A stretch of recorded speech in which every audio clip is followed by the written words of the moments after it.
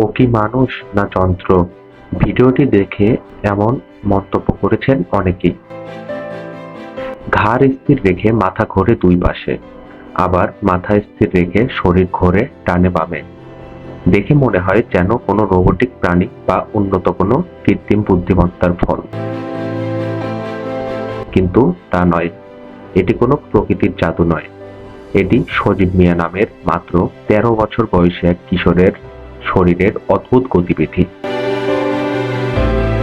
যা দেখে মানুষের চোখ কপালে উঠছে।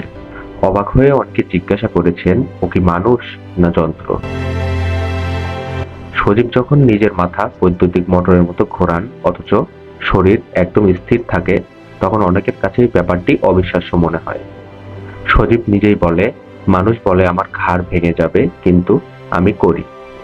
আমি কোনো জাদু জানি না, আল্লাহর দয়াতেই পারি। সম্প্রতি সজীবের এই অস্বাভাবিক ভঙ্গি ও মাথা ঘোরানোর ভিডিও সোশ্যাল মিডিয়ায় ভাইরাল হয়েছে। এরপর দেশের বিভিন্ন স্থান থেকে লোকজন তাকে দেখতে আসছেন।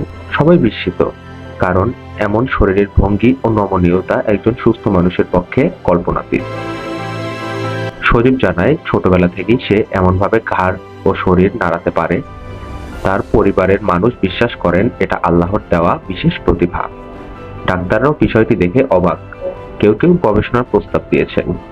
সজীব মিয়া বলেন, অনেক আগে একবার এক ব্যক্তিকে ভিডিওতে দেখেছিলেন যিনি মোটরের মতো মাথা ঘোরাচ্ছিলেন। তখন থেকেই তারও ইচ্ছা ছিল এটি করার।